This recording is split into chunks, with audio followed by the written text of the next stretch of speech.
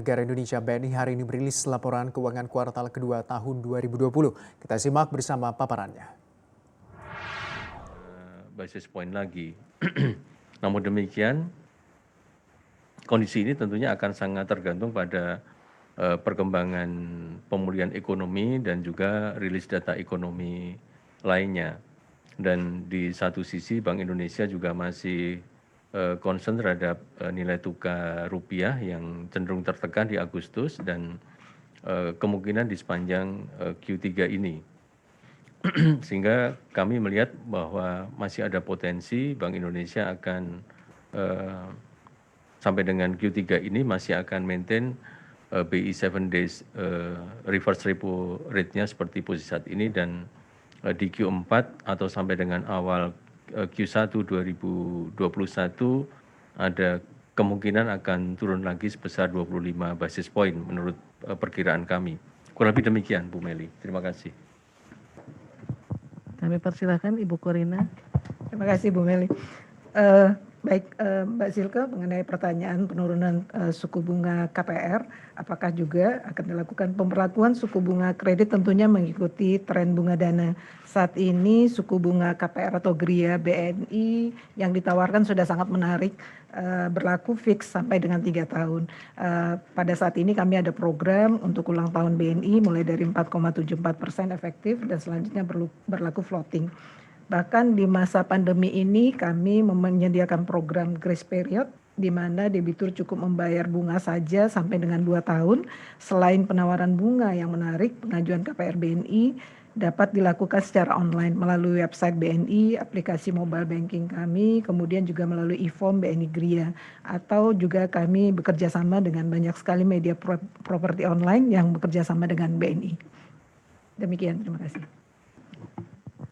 Ada tambahan dari Bapak Ibu semua? Oke, untuk sesi kedua, Bapak Ibu Direksi sudah ada 2 penanya, yaitu Mbak Nida Investor Daily dan Mbak Novita Republika. Saya bacakan pertanyaannya dari Mbak Nida Investor Daily. Bagaimana proyeksi profit tahun ini? NIM trennya menurun, FBI targetnya bisa tumbuh berapa tahun ini? Yang ketiga pertanyaan adalah suku bunga deposito dan kredit sudah turun berapa BPS? Ke depan masih ada ruang penurunan berapa BPS lagi? Karena BI rate sudah 4%. Pertanyaan keempat dari Mbak Nida, realisasi penyaluran dana PEN sudah tersalur berapa, ke debitur apa saja? Sedangkan pertanyaan dari Mbak Novita Republika, nomor 1 adalah kinerja BNI Syariah kuartal 2 2020, dan bagaimana Persero mengantisipasi kinerja dampak corona dari sisi permodalan dan penyaluran kredit hingga akhir tahun ini. Kami persilakan Bapak Sigit, Ibu Susi dan Bu Tambok untuk menjawab pertanyaan dari Mbak Nida dan Mbak Novita Republika. Terima kasih. Terima kasih Mbak Meli. Menjawab pertanyaan dari Mbak Nida dulu. Ini saling terkait untuk pertanyaan pertama dan kedua, yaitu mengenai proyeksi profit. Tentu ini terkait dengan tren dari NIM yang turun, gitu ya.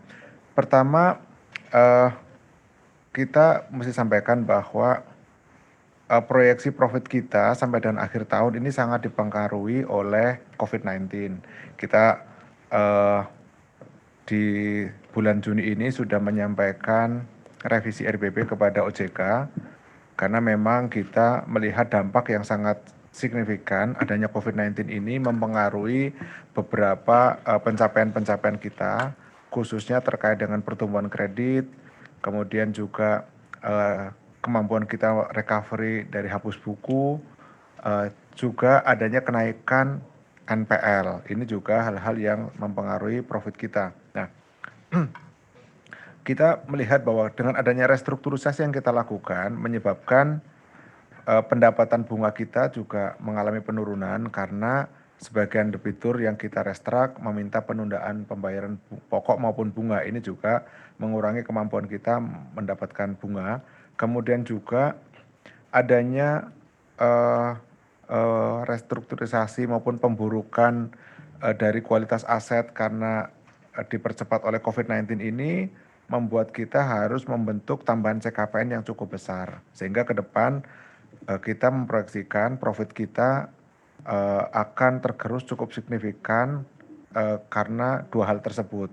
Ke depan kita ingin menjaga laba kita tetap kita maintain positif, tentu tidak lebih besar dari tahun sebelumnya.